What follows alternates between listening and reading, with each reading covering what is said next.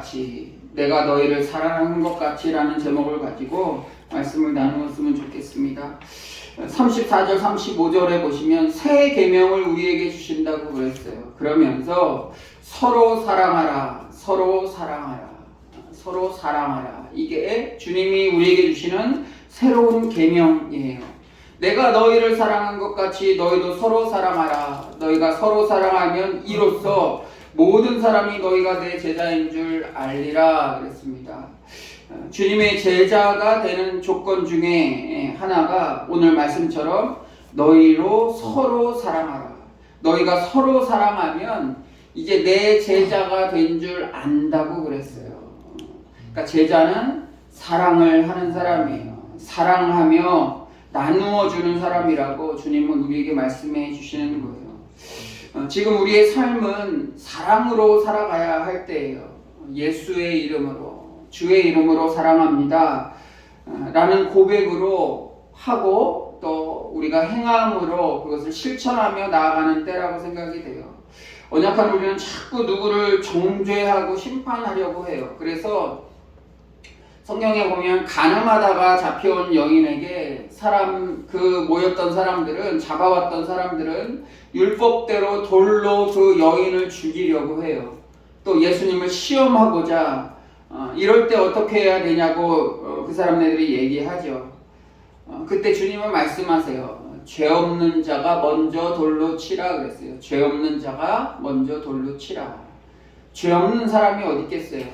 죄 없는 사람이 어디 있겠어요? 사람들은 하나하나 떠나가면서 도망가면서 그 자리에 마지막에는 여인 한 명만, 간음하다 잡힌 여인 한 명만 남게 되죠. 그럴 때 주님은 그 여인에게도 다시는 이런 죄를 짓지 말라고 하면서 용서하시면서 그 말씀을 마무리해요. 사람들은 나의 잘못보다 남의 어떤 잘못들을 더 바라보고 더 심판하려고 해요. 뉴스에 보면 잔인한 그런 사건들이 많이 일어나잖아요.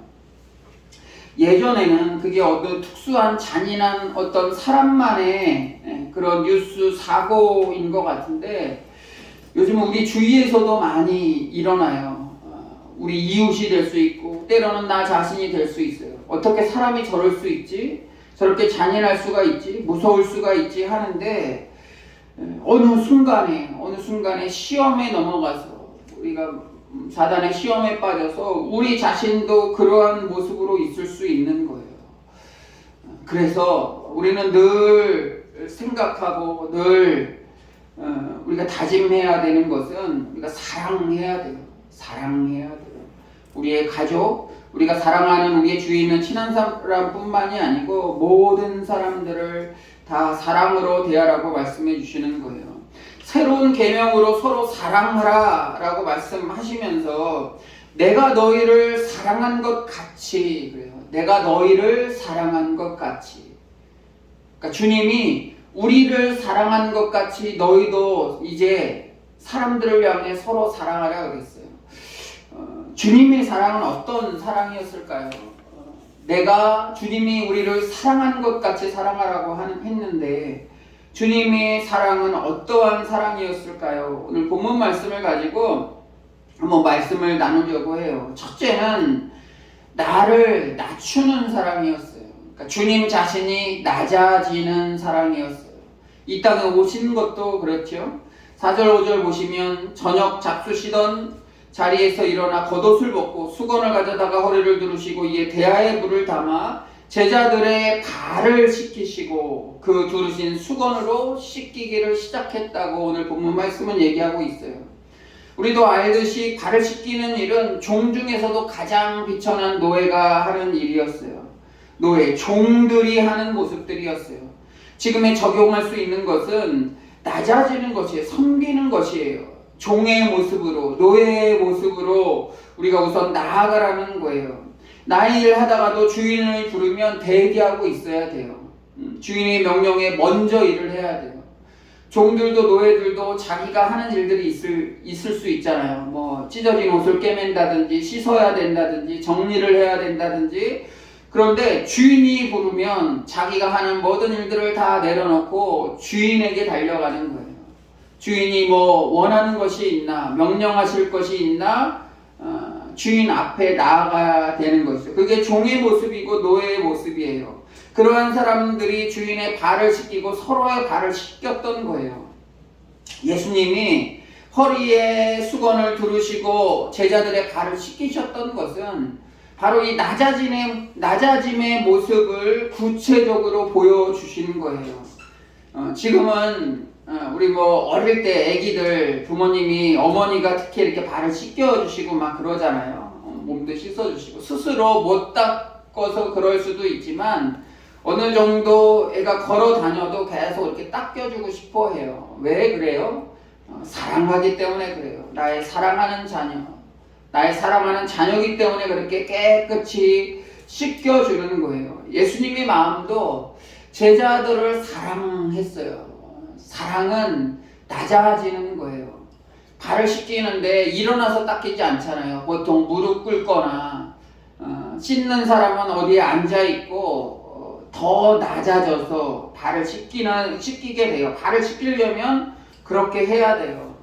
스승이 제자의 발을 씻기는 것도 당시에는 굉장히 흔하지 않는 일이었죠. 그러나 예수님은 몸으로 그것을 실천하셨어요.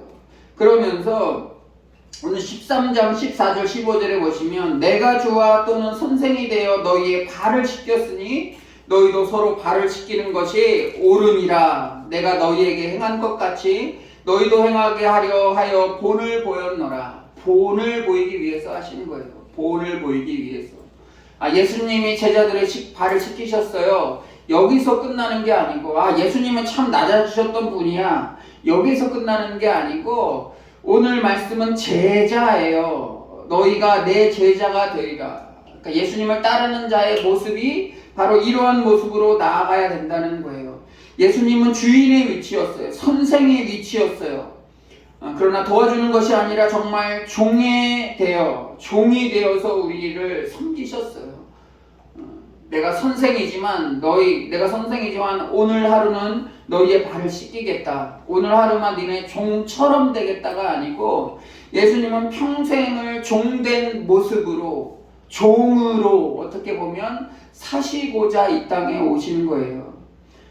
우리 역시 예수님이 하셨던 것처럼 종이 되어서 서로의 발을 씻겨주는 거예요. 서로의 발을 씻겨주는 게 그냥 아무나 막 가서 발을 씻겨주라 그게 아니고 상징적인 것이죠. 낮아지라는 거예요. 종이 주인에게 대들 수 없잖아요. 우리가 싸우는 이유도 뭐예요? 내가 저 사람보다 더 위에 있어서 그렇다.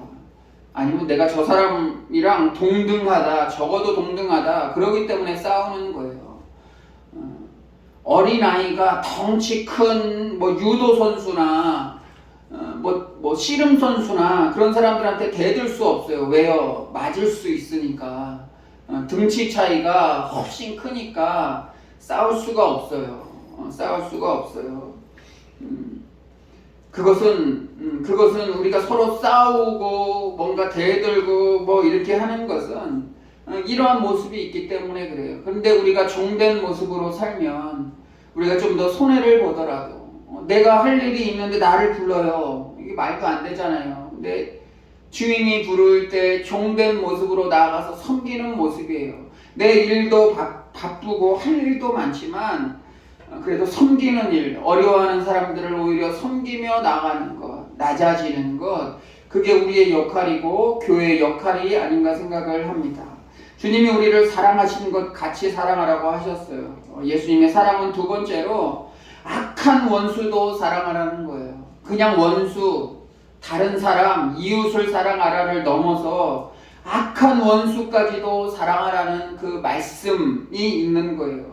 요즘처럼 사랑의 홍수 시대가 없는 것 같아요. 기업 광고도 그렇고 드라마, 영화 주제도 또 모든 종교들이 다 사랑을 강조해요. 그만큼 필요하기에 그런 구호를 외치는 것 같은데 인류 역사상 지금처럼 참 잔인한 시대가 없기 때문에 사랑을 더 외치는 것 같아요.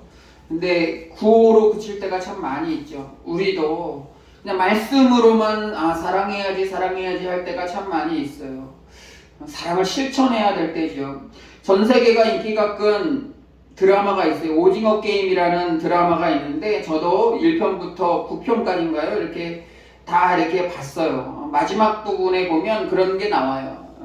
그 게임을, 잔인한 게임을 구상했던 노인이 이제 죽을 때가 다 돼가지고 침상에 누워있고 주인공 이정재 역할을 했던 사람이 마지막에 만나요. 깜짝 놀라죠. 같이 어려움을 극복했던 이 부자 노인이 이 잔인한 오징어 게임을 구상했던, 시작했던 사람이었던 것을 보고 깜짝 놀라는데, 마지막까지 노인은 게임을 하게 돼요. 어떤 게임을 하게 되냐면 밖을 쳐다보라고 해요. 밖을 쳐다보면서 추운 겨울 술 취한 노숙자인지 아니면 술 취한 사람인지 길에 떨어져 있는데, 길에 쓰러져 있는데 12시가 넘기까지 도와줄 것 같냐 안 도와줄 것 같냐, 그거를 마지막까지 게임을 하자고 그래요. 내기를 하자고 그래요. 그럴 때 외국 사람들이 오징어 게임이라는 영화를 보면서 막 이렇게 봐요. 막 잔인한 거 있을 때는 깜짝깜짝 놀라고, 이 부분은 참 재밌다, 감동적이다, 또 때로는 눈물을 흘리고, 이 영화를 보면서 이렇게 평가를 하는 그런 것들이 유튜브에 이렇게 올라 있어서 어떻게 보면 드라마 보는 것보다 그 사람네들이 얘기하는 게 참 더 재미있을 때가 있어요. 근데 그 중에 어떤 외국인이 그 드라마 그 마지막 편을 보면서 그런 얘기를 해요. 이 부분을 보면서 술 취한 노숙자가 있는데 누가 이렇게 지나가면서 막 옷을 뒤척뒤척거려요. 당연하지, 저거는 돈을 훔쳐가는 것이 당연한 거야. 아무도 안 구해줄 거야. 우리라면 뭐 나 같아도 뭐 안 구해줄 거야 그래요. 안 구해줄 거야 그래요. 죽어가고 술 취한 저 사람을 누가 이렇게 선뜻 가서 도와주려고 하겠어요. 어떤 사람이 와서 그러한 행동을 하고, 아유 돈을 훔쳐가나 보다, 참 사람들 잔인하다, 잔인하다 그렇게 생각하고 있을 때쯤 12시가 다 되어가서 경찰차가 와요. 경찰차가 오고 아까 옷을 뒤척거렸던 그 사람이 이 사람이라고, 이 사람 좀 구해주라고 하면서 오는데, 이 외국 사람이 눈물을 흘리면서 자기가 생각을 잘못했다고 해요. 내가 생각을 잘못했구나. 그러면서 이 주연 배우가 상을 받으면서 그런 얘기를 해요. 이 영화는 잔인한 영화가 아니고 사람에 대한 영화다. 사람에 대한 사랑에 대한 영화다. 드라마라고 이렇게 강조하면서 소감을 해요. 사랑이 그만큼 메마른 시대인 것 같아요. 특히 그나마 우리나라는 정이라는 문화가 있어서 외국 사람들이 우리나라에 오면 막 이렇게 강조하는 것들이 있어요. 한국 하면 떠오르는 거 뭐 영화도 있고, 뭐 BTS 가수도 있고, 뭐 블랙핑크라는 가수도 있고, 해외에서 유명한 사람들도 있고, 드라마도 있지만 한국 하면 떠오르는 게 정이래요. 정. 한국에 와서 그 자기를 보살펴주던 하숙집 아줌마, 음식점 아줌마 한 개라도 더 주려고 하는, 사랑으로 대하는, 외국에서 와서 얼마나 힘들었겠어 하면서 사랑으로 대하는, 그 정으로 대하는 한국 문화는 자기네 나라 돌아가서도 잊을 수가 없대요. 우리나라 민족은 참 그런 민족인 것 같아요. 기독교의 실천이 사랑이잖아요. 근데 사랑을 강조하는 기독교인데, 그 기독교가 시작되거나 왕성했던 유럽이나 미국에는 그러한 일들이 굉장히 드물다라는 거예요. 당연하게 이건 구해주지 않는 거예요. 지갑이 떨어지면 당연히 저거는 내 거예요. 커피숍 같은 데서 노트북이나 지갑을 놓고 가도 우리나라는 안전하대요. 대부분 그대로 있는데 외국은 당연히 없어지는 거예요. 당연한 거래요, 그게. 누가 보고 있어도 노트북이나 지갑을 놓고 핸드폰을 놓고 가면 없어지는 게 당연한 거예요. 다 도둑놈이 아니고 놓고 간 사람이 잘못이라는 거예요. 이게 참 무서운 세상이잖아요. 우리나라는 뭐 지갑을 잊어먹어도 돈 한 푼 안 없어지고 도둑이 훔쳐가지 않는 한 경찰서에 그대로 보관이 되고 그대로 전달이 되고 그러는데,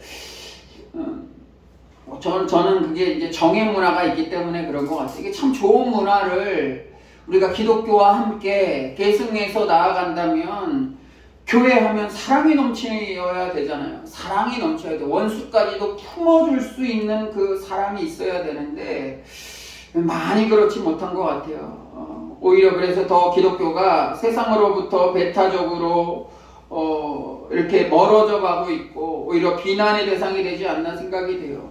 기독교 역사상 있어서 가룟 유다만큼 저주의 대상은 없었을 거예요.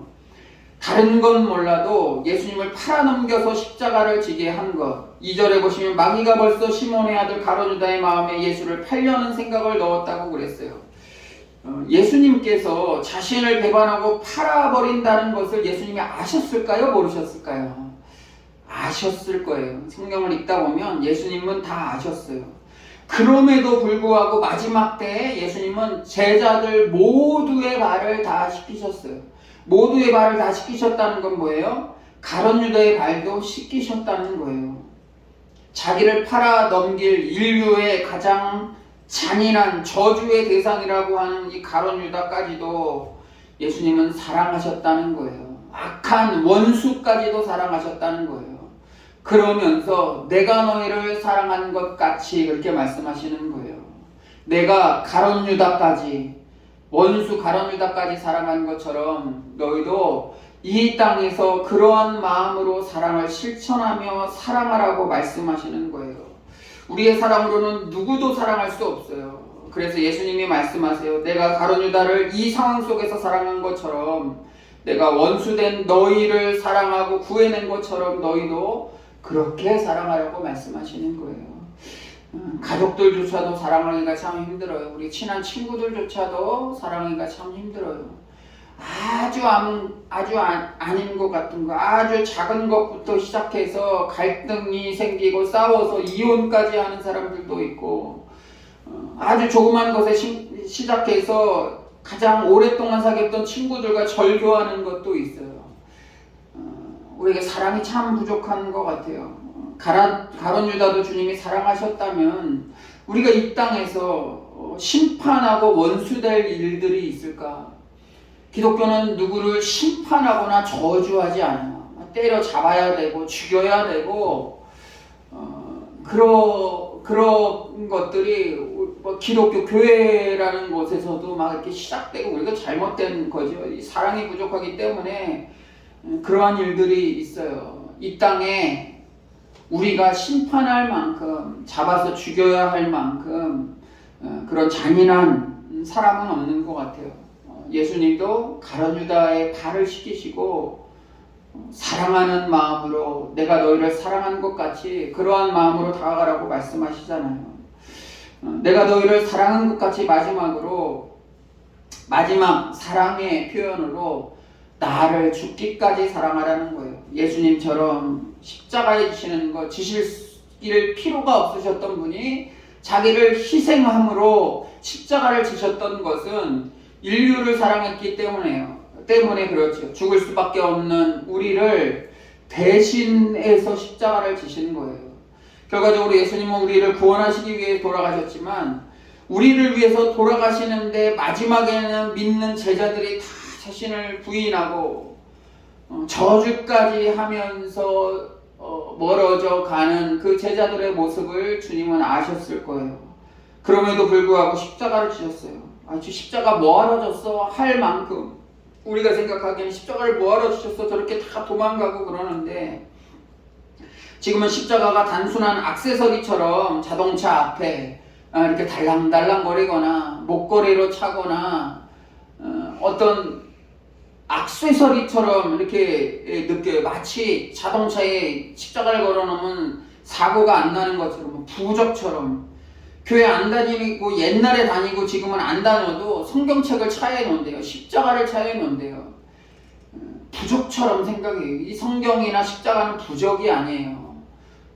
옛날 영화들 보면 막 드라큘라 막 그런 것들이 막 십자가를 보면 막 무서워하고 도망가고 십자가를 대면 막 그런 거를 이렇게 생각을 하는데 이건 단순한 액세서리가 아니에요. 십자가를 바라보면 고난이에요. 십자가는 죽음이고 낮아짐이고 희생이고 고난이에요. 십자가를 보면서 죽음을 생각해야 돼요. 십자가는 예수님이고 예수님은 죽음으로 인류를 구원하셨어요. 그러기 위해서 십자가를 지시는 거예요.